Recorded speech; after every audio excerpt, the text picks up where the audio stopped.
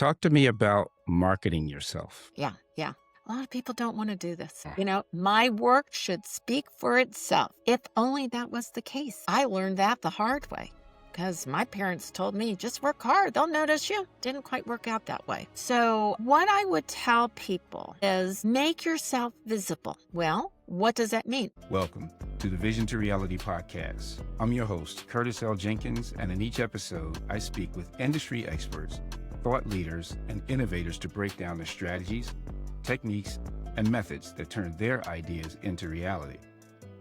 Whether your vision is to scale your business, build and lead a winning team, prepare for your next big career move, this podcast is for you. Let's get started and bring your vision to reality. Hi, everyone. Welcome back to the Vision to Reality podcast, where we invite visionaries, people who have changed their lives through their personal and professional visions and turned them into reality. I'm your host, Curtis Jenkins, and we're excited about today's episode where we're going to talk about clarity, strategy, hired, how to speak the language that gets you the job. Joining me is Shelly Piedmont, career coach and former HR leader who brings over 20 years of human resources and recruiting experience to her work as a career coach. After spending 2 decades helping organizations build strong teams and supporting employees through workplace transitions, she's launched her coaching practice in 2018 to work directly with individuals navigating their career paths. Her background on the hiring side of the table gives her unique insight into what employers look for and how to position yourself effectively in a job market. Shelley works with clients on career transitions, interview preparation, job search strategy, and career collateral, including resumes and LinkedIn profiles. Whether someone is changing industries, stepping into a new role, or looking to advance, she provides the practical guidance and support needed to make it happen. Welcome, Shelley. Welcome to the show. Thank you, Curtis. Thank you for asking me on. I'm looking forward to this. And I've been looking forward to this from the time we first met. And I got to start off why don't you give me an understanding of who Shelley is and why does she do what she does? That is a big question, but I'll try to make it a shorter answer. The reason I do what I do is because of my career, where I worked in human resources as well as recruiting. And I enjoyed that work very much because in my mind, not only was I helping my employer, but I was helping candidates. I mean, these were organizations that I truly believed in. And so thought, to give people opportunities to work in these organizations, that was wonderful. But having done that as long as I did, I do know and saw that there were people that applied for the positions that didn't get it. And it wasn't because they couldn't do the job. It was because in this process of hiring, they were not able to show that they were the best candidate. And I was like, I really would like to help those job seekers who are struggling a little bit with their message and how they can actually do some things different in their job search that will help them to be able to show that not only can they do the job, but they are the best candidate for the job. So that was my thought process for going into career coaching. I see. And did you grow up saying, when I grow up, I want to be an HR specialist or a career coach? Actually, absolutely not. My career started working for the government, U.S. government, in the Bureau of Labor Statistics. That's where I met my husband and made great friends, but it was not a good job for me. And after about 2.5 years, I said, no, I can't make this my career. And so it caused me to start thinking about other careers that I might do. I thought I would go into an operations career, and that was the path I was leading to. And what ended up happening is I was working for an organization and my position was eliminated throughout the company. And so what ended up happening is I got a call from someone in the HR department who said, Shelley, would you like to be a recruiter? I had not ever thought about being a recruiter. I didn't know much about HR in general. In school, I took one HR course and wasn't particularly impressed. So, but it's one of those things where I didn't have anything else working right at that time. So I said, well, why not try it? I think I do very well with, building relationships. So maybe this would fit. And it turned out I absolutely loved it. So just sometimes things fall into your lap. They do work. And so I continued on in recruiting and did that solely for many years. And then at a point in my career, I wanted to broaden just a little bit. And so I became an HR generalist where I also had recruiting as part of my portfolio. I see. So, for me, it might be clearly obvious in terms of why your personality or your value of what you do and who you are lines up to be someone who could be successful in human resources. But what would you say the two or three traits about you that align so well with this job versus the previous jobs? Well, one of the things that I know about myself, because I've done a lot of thinking about myself and what I do, is I am a learner. And I love to learn. And so one of the things that helps me working one-on-one with my clients is because I'm always looking at what is new, what is next in our industry. And I am the kind of go-to person of what's happening or what should my clients prepare for. The other things are that I am very good at developing one-on-one relationships. My job as a career coach is not just to provide you information, but it is to get to know the person so that I get to understand what makes them tick. What are the challenges they specifically have and how I can support them. So my programs are not cookie cutter, like everybody gets the same thing. I do make them targeted towards what that particular individual needs because people are very different. And because I am very interested in getting to know people, I learn that about themselves. So that helps me as a career coach. One of the things that you talk about, and I want to actually I want to read something that might be familiar with you. You spent years building real expertise. You solved many problems and delivered great results. But when it comes time to talk about what you do, whether you're considering a career change or sitting in an interview, you can't quite put your finger on what makes you valuable. You know you're good at what you do, but you can't clearly explain why or how that matters to someone. What we're talking about is articulating value. And what I find is that in my time with interviewing people, in my time with helping people with resumes, it is so difficult for people to understand and articulate what they do. And so when did you learn to crack that code in terms of articulating your own value? And then what do you do to help people find their voice, to articulate their? Yes, this is really a challenge for a lot of people, and you've experienced it, and I have as well. We don't spend a lot of time in self-reflection.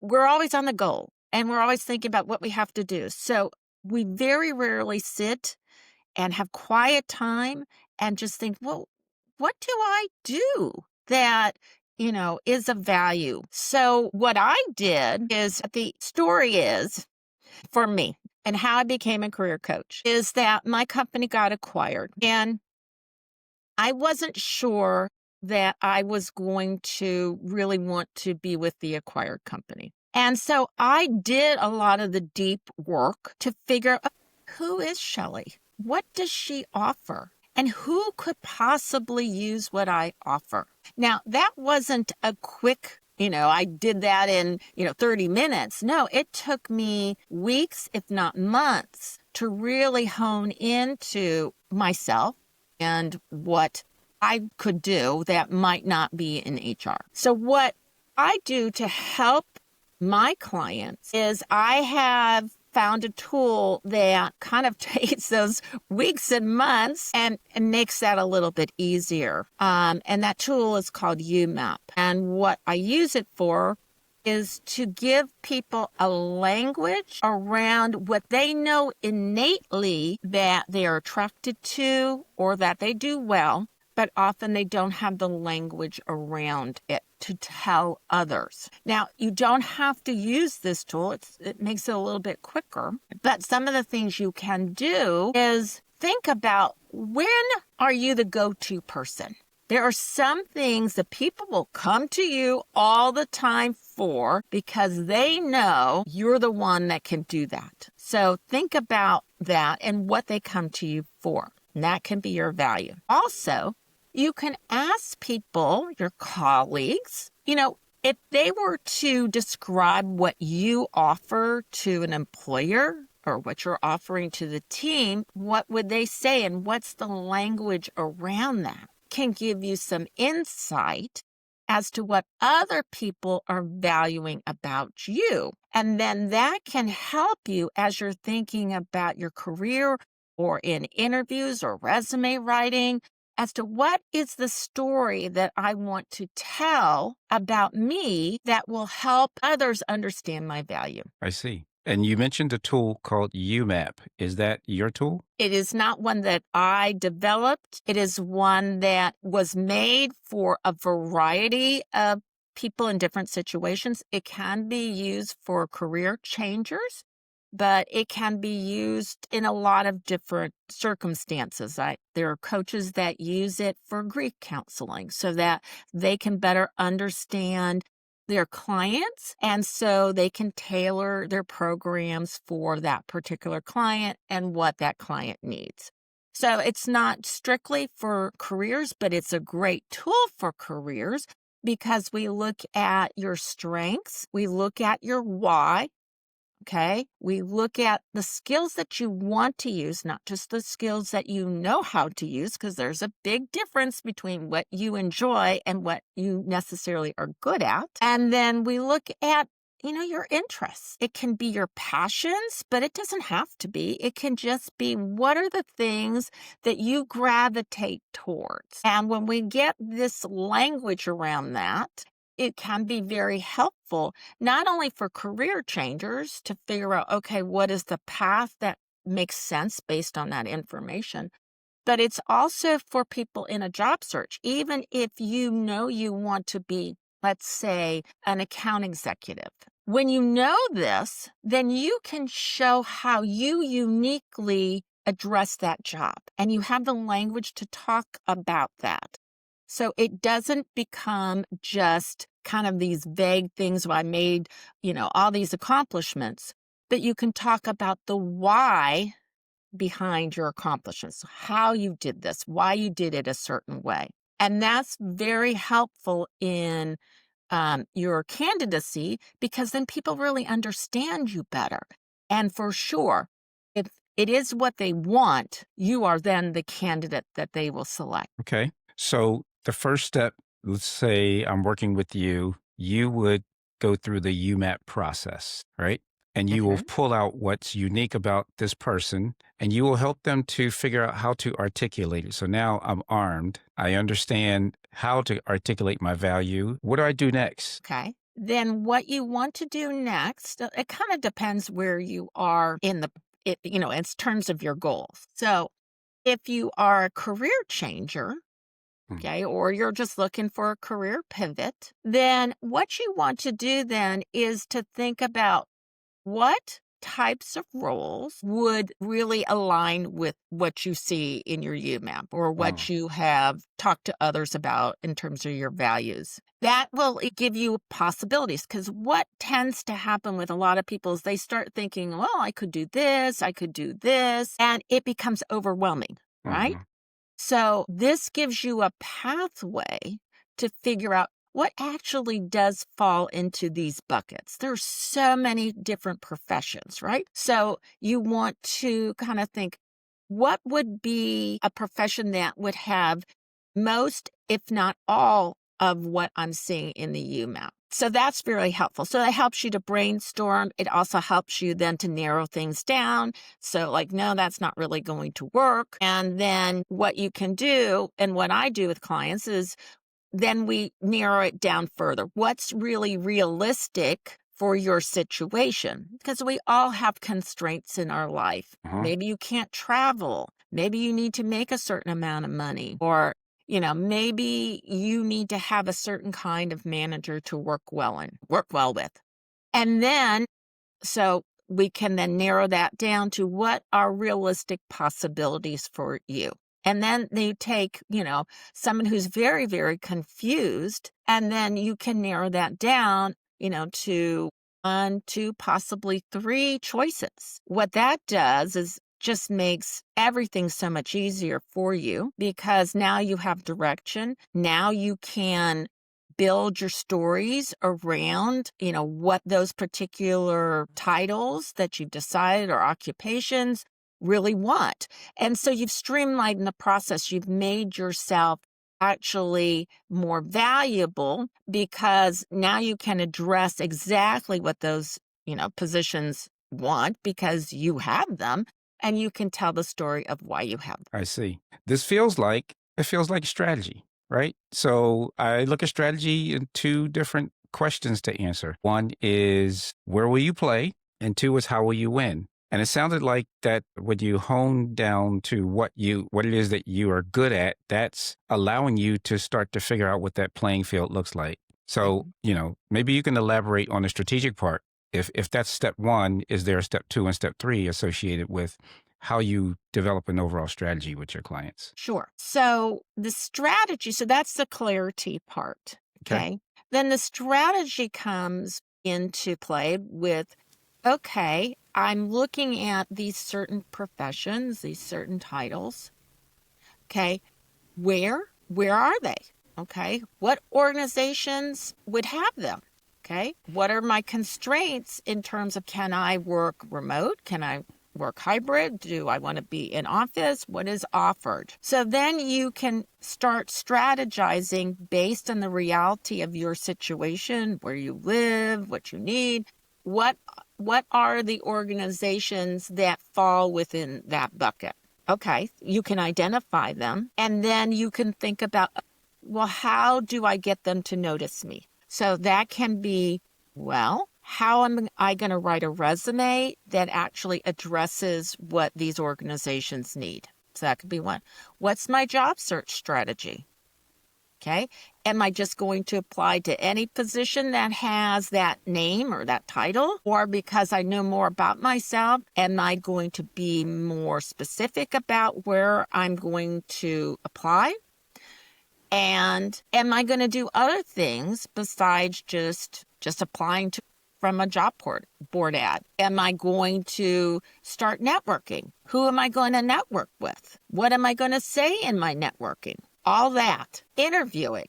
You get to the interview part. Well, how am I going to connect the dots then between what I've done in the past and what I can do for that organization? So it's all about thinking about what these employers want and need. Issue that many job seekers have in the process is they want to tell the story that they want to tell, but it may not necessarily be the story that the organization needs to hear. And that is a disconnect where, if you strategize, you can bridge that. Today's episode is sponsored by JobScan, a powerful tool that gives job seekers and career-focused leaders a strategic advantage in today's hiring landscape.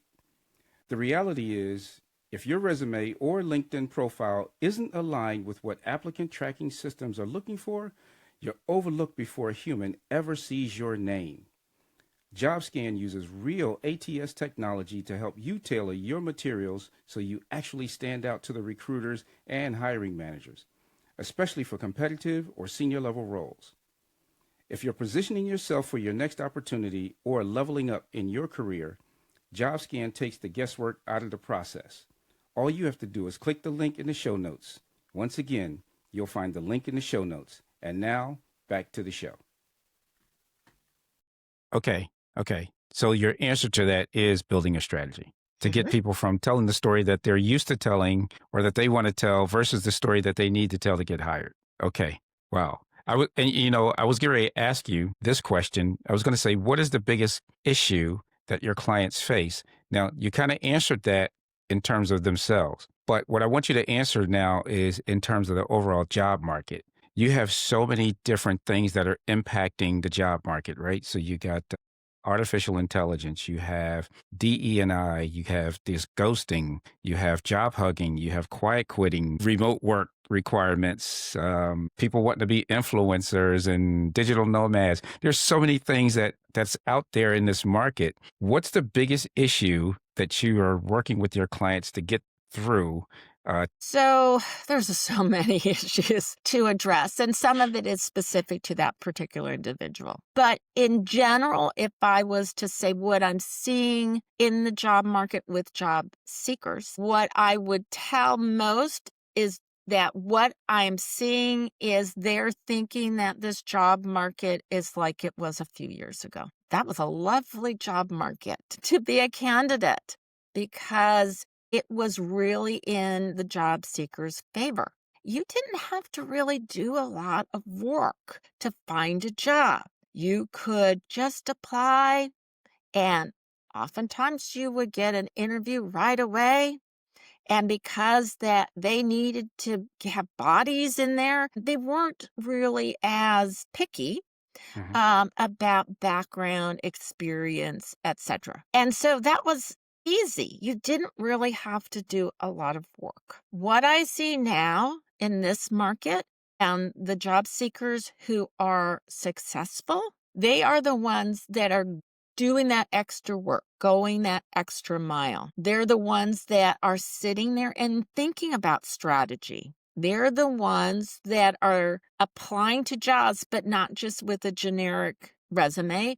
They're really thinking about what does this employer need? They are doing research about the employer ahead of time to figure out, what do they need to see on my resume that will really be attractive? They are also working their network. When you have hundreds, if not thousands of people applying for a job, it's very hard to stand out. So how can you stand out?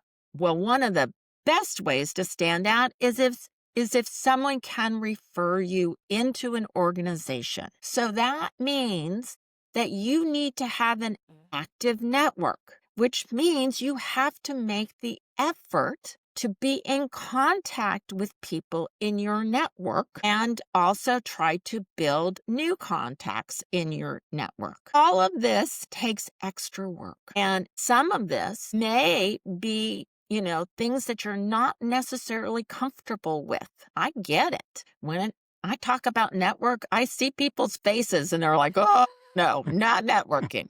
But this is what successful job seekers in this market are doing. Okay?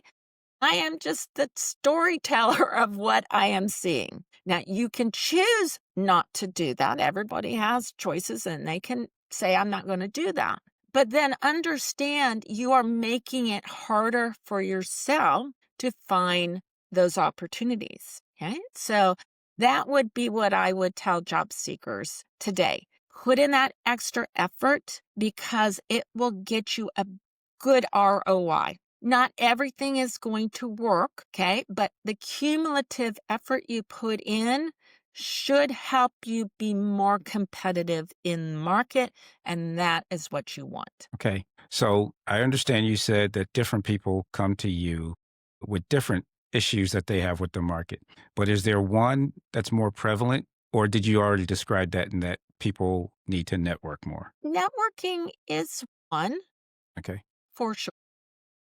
And what I'm asking about, I'm sorry, I really want to look at some of these outside forces, right? And what I'm asking is, do people see the boogeyman in AI, or the boogeyman in ageism, or the boogeyman in DE&I? Is there like one that's more prevalent than the other in terms of those outside forces that are scaring people? That's a really good question. I will say probably 60-70% of the time when I talk to job seekers, I hear the ATS, the applicant Ah, tracking system. That okay. comes up quite often. Like, is it rejecting me?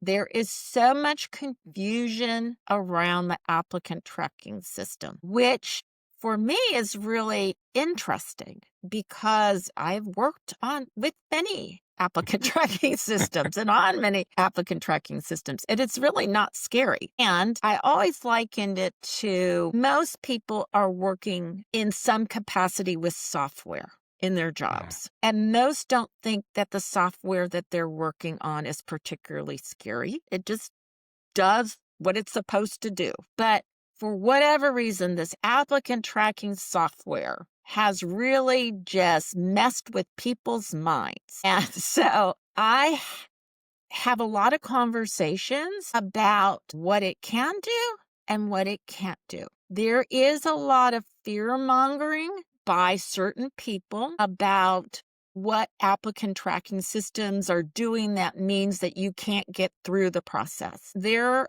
are hundreds of different types of applicant tracking systems, and they are all configured differently for the employer, and even recruiters can use them differently. So there's not one thing that an applicant tracking system, you can say it absolutely does for everybody. And we all have to take that into consideration. So I always tell my clients, don't be afraid of it, but understand what it does, what it could do, depending if the organization or recruiter wants to use it, and then what you should do to make yourself the best applicant. Control what you can control. You can't control a lot of things about the hiring process, and you can't control how the organization uses their particular applicant tracking system. So just be smart. Don't stress about the things you can't control. Focus on the things you can. Hey, I just wanted to take a quick break to say thank you for tuning into the Vision to Reality podcast. If you're enjoying the show, be sure to hit subscribe so you never miss an episode. And if you're ready to level up your business or career, I've got some great resources for you. To turn your business vision into reality, my book, Vision to Reality, Start Working, Start Living, is available now and filled with strategies to help you bring your goals to life. Plus, the companion Vision to Reality digital workbook is the perfect tool to guide you step by step through the process. You can grab both at curtisljenkins.com. And if you're preparing for your next job search, check out my book, The Only Job Search Book You Will Ever Need. This book uses proven marketing strategies that have been used for over 60 years to help you rise above competition to land your dream job. You can grab your copy at curtisljenkins.com. And I have great news.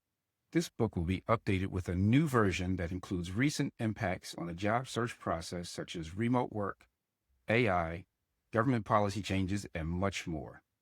Thanks again for listening. Now let's get back to the conversation.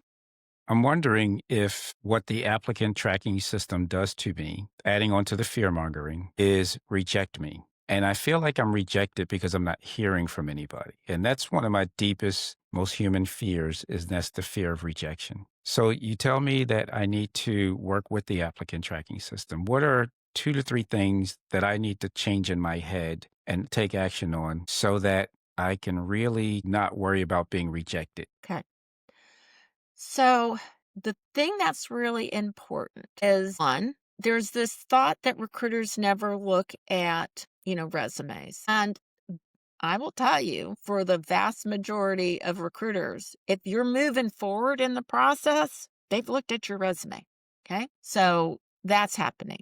But there is some things that could be happening where just through volume, hundreds, thousands of resumes, that you're coming in at a time when they may have already picked the people that they're going to move forward because they just have had so many people apply. So not because they don't want to look at your resume, but because they have to use their time efficiently. If in 48 hours they get 100 resumes and they go through that and they've already picked the 7 to 10 that they're going to look, more closely at and maybe do a phone screen or whatever they're going to do in the process, then yes, it could happen if you come in later that they're not going to see your resume because at that point they've already picked the people that they want to move forward, even if you are a great fit. Okay?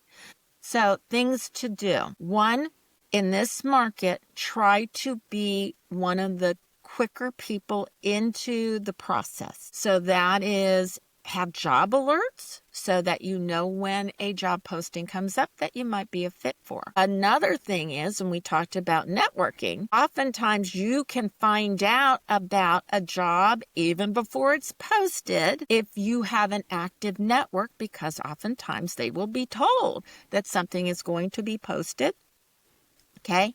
And then that way you can prepare. Sometimes that means you can already give that to the person that's going to refer you, your resume and your information so that they can pass it on. Okay? So that's one thing you can do. So that would be my suggestion. The second thing is make sure in your resume that you are looking at that job description and that you are aligning your resume to that job description. That means that if they're saying that they're looking for a certain experience, that you have that experience on your resume. You don't bury it, that it's very obvious. And that you also then want to show, okay, I've had that experience, but was I good at it? What are my accomplishments or wins around that experience? So you want to make sure that you're aligning everything so that the applicant tracking system or the recruiter can easily pick up that you are qualified for the role. Another thing to do is look at the language that is being used in the job posting, because that's the language of the organization. And as best you can, try to use the same phrasing, same words that you see in that job posting. That helps the applicant tracking system say, yes, if they have, or they're enabling matching, that helps it say, yes, this person has what I'm looking for. Okay? So as an example, if you are a teacher and you are looking at learning and development roles, instead of saying I grade papers, okay, you want to use the language around, what learning and development has. You're doing evaluations, right? Or you're looking at program performance or whatever the terminology that they're using in the job posting. But you want to make sure that you're doing that so that the recruiter and the applicant tracking system says, yes, okay, it's very apparent to me that, yes, they are doing a similar sort of work. Okay, so let me try to paraphrase this. I got 3 major things. The first one is I'm sorry, I can't even read my own handwriting. Job alerts.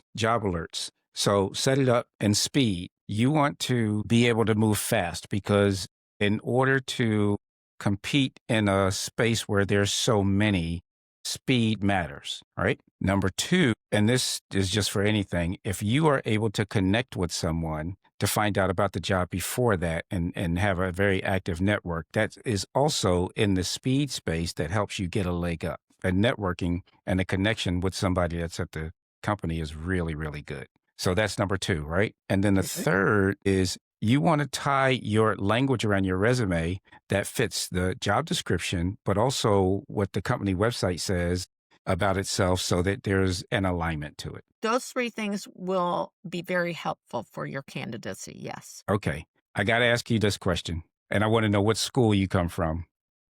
Auto rejection letter or no? So ask me again, but are you talking about when you apply or when you have interviewed? You actually asked me a better question. When I was tracking this on LinkedIn, people said they really, really hated getting that auto rejection letter.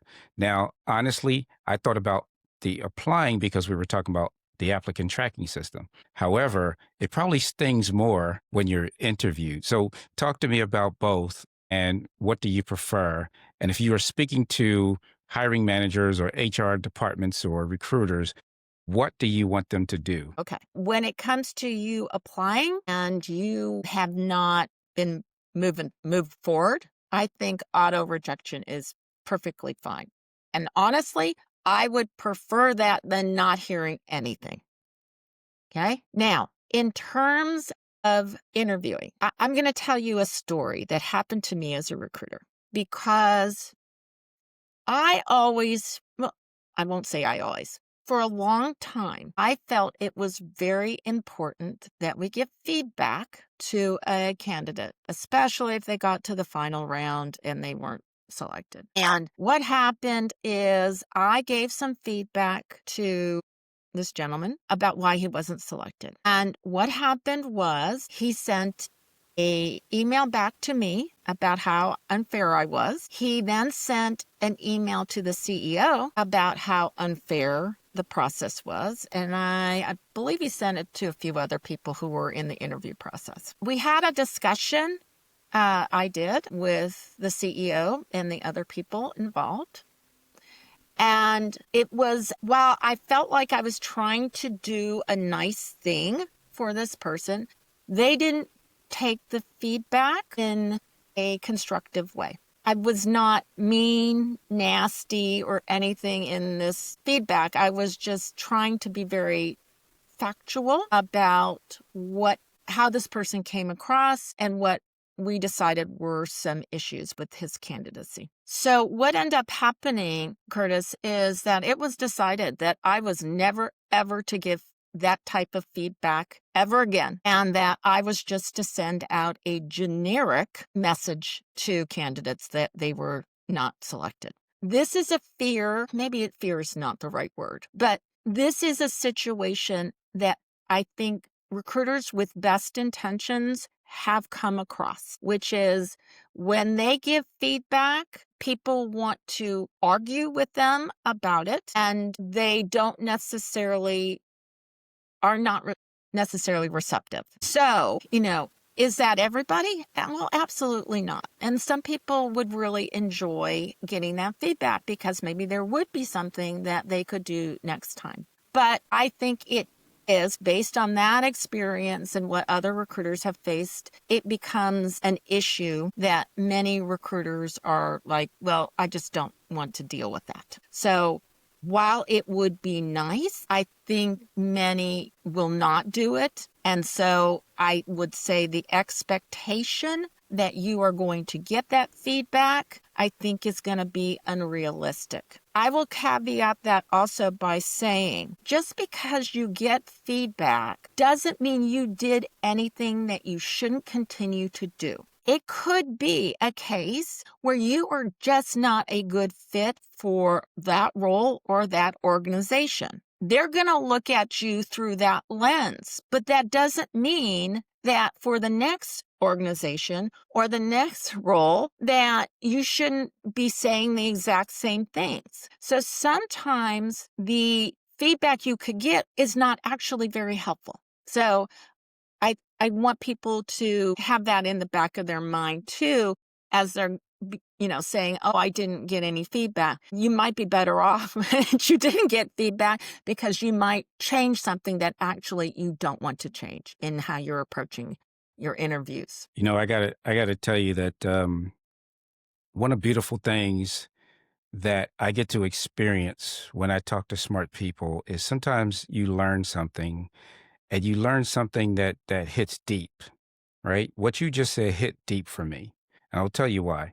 So I see everything on Glassdoor and LinkedIn about, hey, I should have gotten a personal rejection versus this cookie cutter. And now I get to understand why recruiters don't want to do it. And in my own experience, I had an interview with someone my legal department asked me to interview. I often get asked to interview because of my interviewing style. And because as a project manager, I get to be able to determine how you handle multiple responsibilities. And a question was asked to me in the interview, and I always advise people not to ask this question. But she asked the question, she says, during her question and answer session, she goes, "Did I give you a reason why you wouldn't hire me?" And I thought, this is probably not the question that you want to ask right here face to face, but you asked me to be honest. So I said, yes, you did. And she said, why? I said, well, when you gave me your answer, you had several answers that lined up why you couldn't do something. You didn't lead with how you could. So you already put barriers to success up in your own head. So I'm picturing you working with me doing the same thing. And then I remember the look that I got. And it wasn't pleasant. And then afterwards, everybody's coming to me saying, what did you say to her? What did you say to her? And I told everybody what I said. So although maybe there was an intention, there was also a big impact, right? And I said, okay, I won't answer that question again, and I won't let people ask that question face to face. But you hit the nail on the head too about being able to fit in the culture. When I interview, I'll tell you with my style, I might not even look at the resume. I'll put the resume up on the screen in case something jumps out for me. But I already know that this resume had gone through a lot of scrutiny with others by the time it got to me. And the only thing I want to see from you is, can you represent the team? Can you represent me? And can you represent the department and the company in the values and the way that we represent? And so if a candidate is, say, too verbose or won't answer a question no matter how many times you ask that question, these are things that I'm looking at. And so I go, okay, because the most important thing for me is, can you bring value through the way that you work? And I work in a culture where things are quick.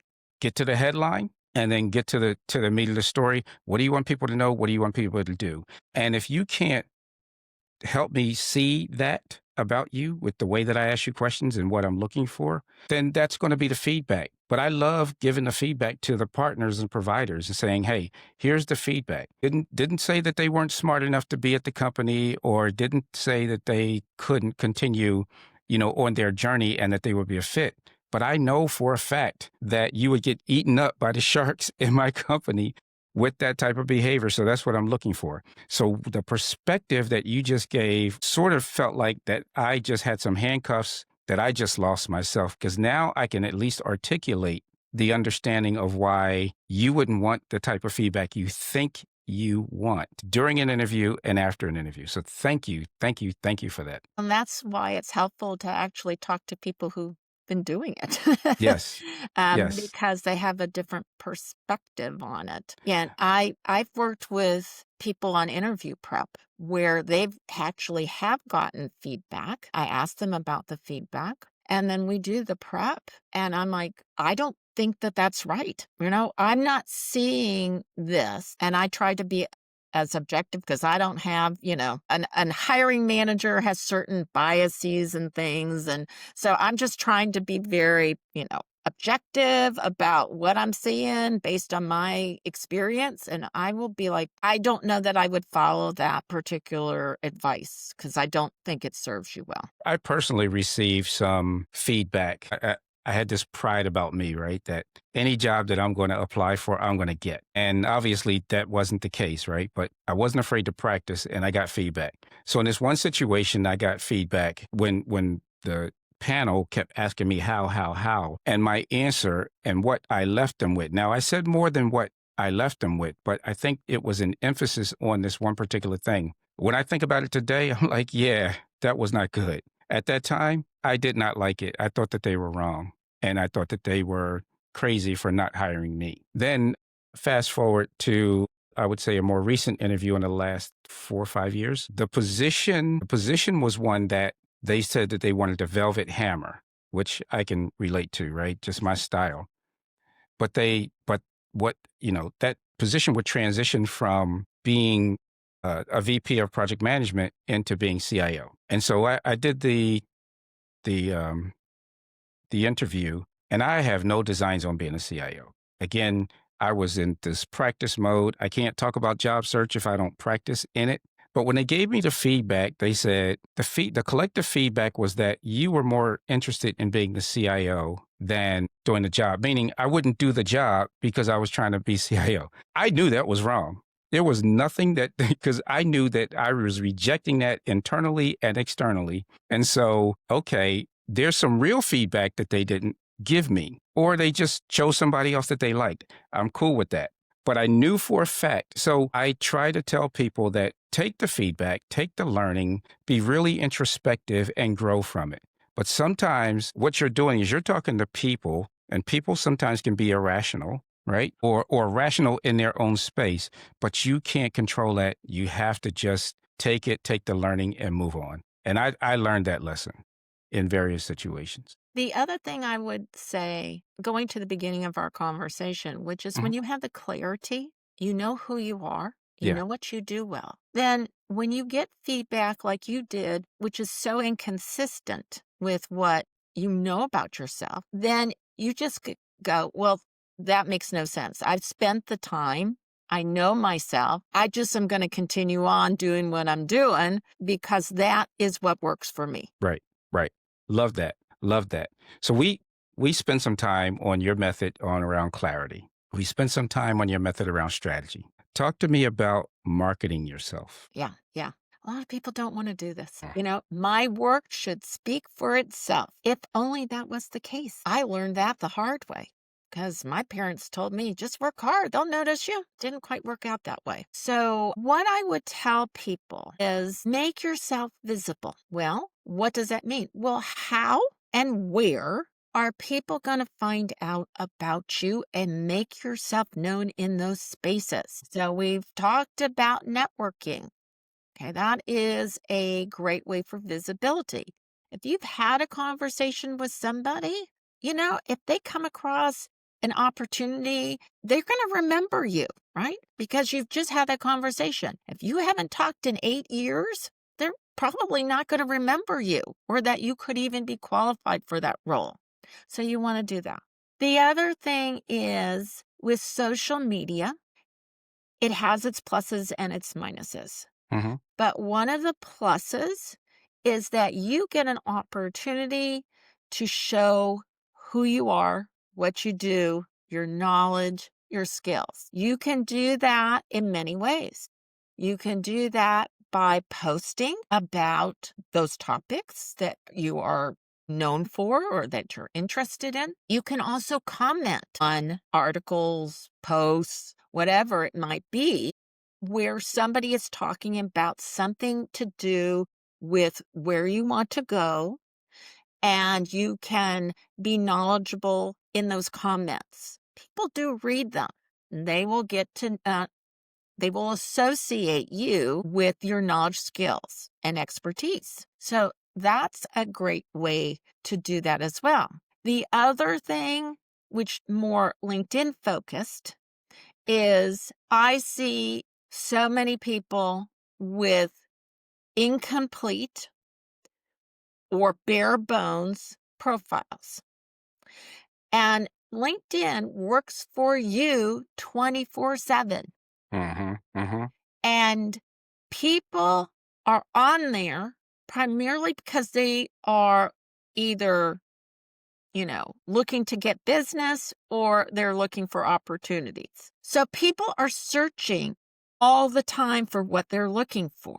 But when you don't spend the effort to make sure your profile is up to date and that it tells a compelling story, then what will happen is either you don't come up in their searches because the algorithm doesn't think you are a good fit, or if you do, someone reads it and they go and they think, move on. So these are things that you should be doing. And I'm not saying only in a time when you're doing a job search, because I look at it as career insurance. We I like have that. to manage our own careers. And many people this year and last year and the year before found out that their employers made a business decision and decided they didn't need to be part of their staff. Mm. Okay. And the vast majority of those people, it came as a total surprise. So let's all keep our eyes wide open and understand that you have to manage your own career. You always have to think 1 year, 5 years, 10 years ahead of time. And this is where this is an investment of your time and effort into your career, but it can pay off greatly. And I'm going to tell a short story about a family member of mine who has always been a connector, very interested in other people, always a note, a card, a phone call. How are you doing? What's going on with you? He got laid off. Shock. He got laid off. But because he had built his network and he was top of mind, when he went to his network and said, hey, this happened to me, I'm looking for this type of role. He had so many people who were willing to help him. In fact, he got multiple opportunities brought to him. Okay. And he was able to start a new role in 2 months. It was because he had spent the time and effort to keep his network thriving. And I like to use that as an example because many people would have said, I don't have the time for that. But he made the time. And that was career insurance for him that paid off. Yeah, I like that term, career insurance. I often use the term, I don't look for jobs anymore. Jobs look for me. And it's just like that, right? I think the hardest part when that happened to me was actually only being able to pick one because your network was so eager. It does not suck to be in that position, but you got to put the work in, right? Right. And You have to. I'm literally mentoring an HR leader who, um, and she'll see this, but I had weeks with providing training on LinkedIn and then said, okay, it's time to connect again. And I went and I saw that banner was empty. And I go, wait, you're in this space where these people are talking about what to do. You have to do the work. And so that's going to be, in the next meeting, like if you don't do the work, you're not going to get the results. So I got 3 more questions for you. All right. And it's my typical questions. The first question is, who's that one person that you can think of without saying names, but just more the situation and the lessons and the learning that really changed you in one way or another? Can you tell that story? Yes. What's coming to mind was a boss of mine and just a pleasure to work with. One of the things I learned from her is boundaries. Boundaries. She was highly respected in our organization, did great things, but she had boundaries. Okay. One of her boundaries was she was going to leave at a certain time each day because she wanted to be home for her children. Hmm.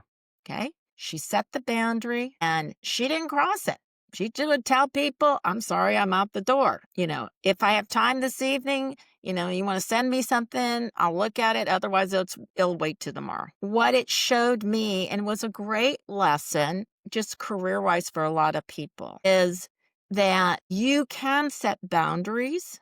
Okay. You're not harsh about it, but you let people know. And as long as you do the work and people can see you do the work, that they'll go and respect those boundaries and they respect you more. She was always an advocate for the rest of the team do the same. So that was a person that was really more, not job search, but more career oriented that I took to heart. And it's funny because when I started my own business, one of the things I wrote down first was, what are my boundaries? What are my boundaries that they're important to me? And I'm going to run the business with these boundaries. And that has been extremely helpful for me. Okay. Love it. What was, as we were preparing to talk to each other, what was one question that I didn't ask that you think I should have asked or that you would like to share in the form of the answer? Oh, you're getting really good ones, Curtis, because we had a conversation before we did this recording. You did ask a lot of things about it. Let me see, one you didn't ask, because you asked a lot of really good questions.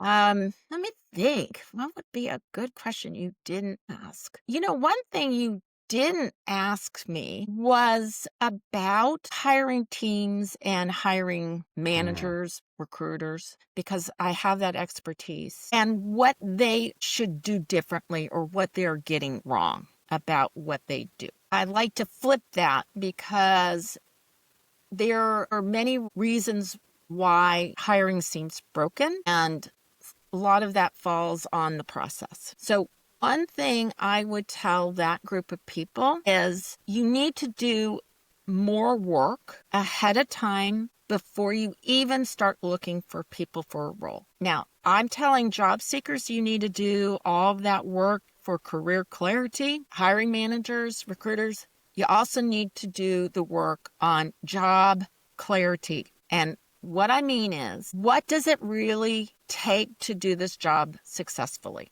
Realistically, what are must-haves? What are nice-to-haves? What are you going to trade off? And how are you going to determine that somebody has whatever it is that you're looking for? You know, hiring managers in particular often are not trained on how to do interviews. And so they think, well, maybe I'll ask this question, or, my gut will tell me who is the right person. And oftentimes they overlook people who would actually be best for the role, who would do the most, you get the most ROI.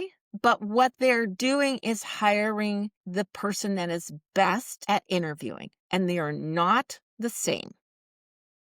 Okay? You will do better for yourself, for your team, to invest that time and come up with a rubric of how you're going to determine how that person that you interview or the recruiter, when they're looking at resumes, who would be a good fit, and use it. I think you'll come up with better people that you hire. Okay. And it will be a fairer process. Love it. I love it. A letter to the recruiters and the hiring managers. I also think that what you said, people will hire the best interviewer in this space, that this is when they can't fight their own biases, right? Which is something that I know as a hiring manager, that's front and center for me. When I go to make a decision, then I go back and question my own biases. And I know that I have them. It's natural and normal to have it. And if I'm confronted with that, I might even reach out maybe to somebody like you or one of my colleagues at work and say, hey, I'm making this decision. Here are my factors, but it could easily be misconstrued that I'm looking at this from a biased lens. That's also why I don't interview by myself as well, right? So that it helps me with having that diversity of thought in the interview process. Man, I want to thank you for this conversation, and I promised you 3 questions, so here's the third. And before we wrap up, I'd love for you to tell our listeners where they can connect with you and if anything that you have going on next. Well, I would love to connect with the listeners. So you can find me hanging out on LinkedIn. So you can find me at Shelly Piedmont. When you're there, if you want to connect with me, I have open connections, which means that it's open profile, which means that you can send me a note. Just tell me that you saw me here, and I'll be happy to connect with you. So do that. Another thing is I do have a YouTube channel, so I do post videos there about all sorts of topics related to hiring. That you can find me at My Career GPS, and go ahead and check them out. I've got so many different topics. You're bound to learn something. And projects I am working on is at the beginning of 2026, I'm launching my interview prep course. So that's a help for those that get a call and they're said, oh, you're going to have an interview tomorrow. And they're like, oh my gosh, I have to start prepping. So I give you some easy, fast ways that in a short period of time, you can prepare for the interview. So that will be coming out soon. All right. That's incredible. And to everybody listening, I want to thank you for joining us for another episode of the Vision to Reality podcast. And until next time, keep turning your personal and professional visions into reality. Thank you. That's a wrap on today's episode of the Vision to Reality podcast. A huge thank you to today's guest, You can find all of their contact information in any resources mentioned in the show notes below. Also, can you do me a big favor?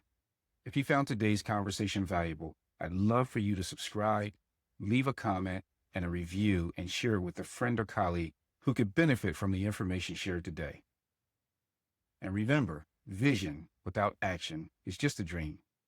Let's turn those big ideas into reality. I'll see you in the next episode.